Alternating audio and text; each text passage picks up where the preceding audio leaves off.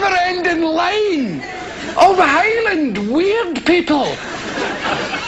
I mean, I'm not saying the Highland people are an amazing race of people, lyrical, nice people, but there's a section who keep turning up on television in Scotland. The Brine Island shirt and a space in the teeth. And the wee badger handbag there. Mountains and rivers and Bonnie Morag and the Roman and the Gloman. And it's a very strange affair. And then there's the Gaelic ones. You've probably seen them. They say hello to you all the time when they're singing. Hello, hey,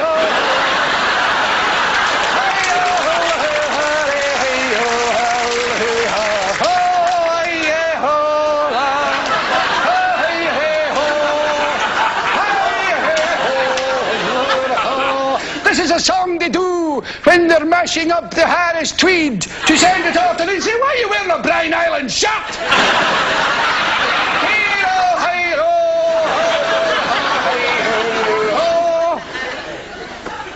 It's absolute nonsense. And we seem to produce in Scotland a kind of religion that's very strange too. It's the most patronising thing in television except for the weather. It's Wincy Willis here. Hi, Wincy Poo. I was just thinking, your television treat you like you're 4 years of age. Now here's the weather. This is the country where you live.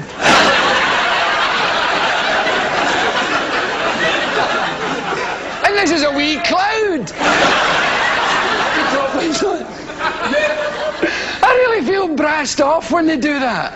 They stick clouds and lightning on the board. You don't need to do that! I know what a cloud looks like! Just tell me, I'll understand! I mean, what if that carried on to the news? Today there was a massacre.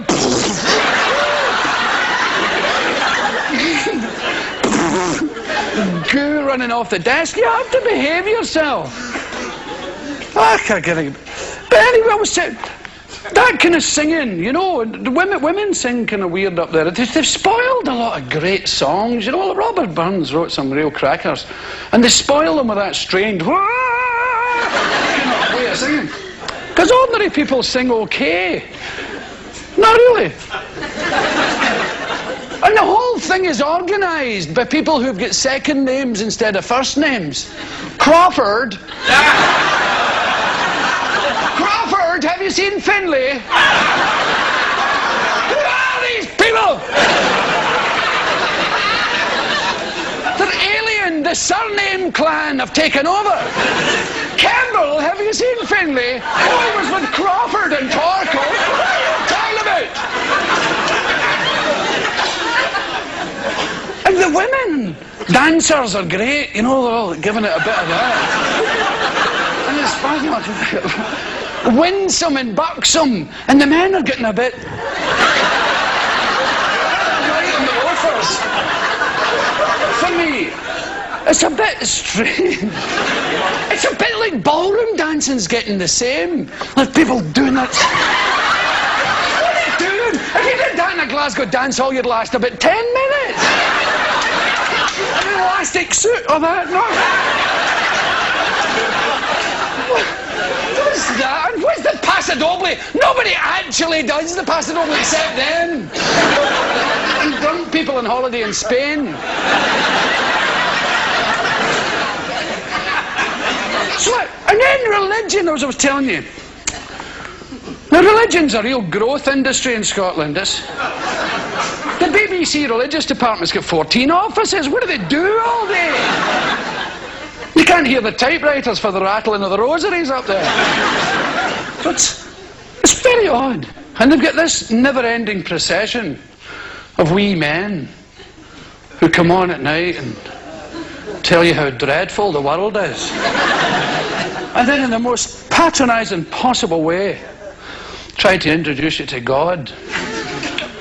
Now, if there's a God, and I suppose there is, really, because I've always thought, if you believe in God, if anybody believes in God, there is one, you know, and it's not up for question.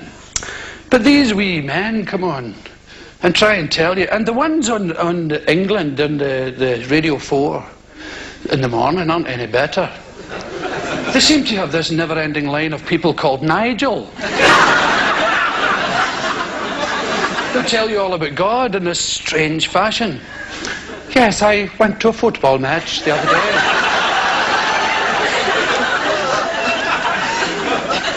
And you know is the key. Right?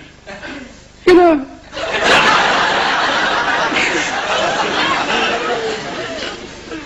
I went to a football match the other day and it was terribly exciting. I watched with bated breath. It was Tottenham Hotspur, I believe. They were playing another bunch of chaps. They were very, very good anyway. But the game was rather exciting. And on the way home, I said to my son, Nigel Jr., I said, Nigel? He said, yes, Daddy. I said, did you enjoy the game, Nigel? Oh, yes, Father. It was super and terribly exciting. Is that all, Nigel? Well, yes, Daddy. But Nigel, didn't you attempt to think of it on a more spiritual plane? Did Jesus play for Tottenham Hotspur, Daddy? And, you know, in a funny way, he did.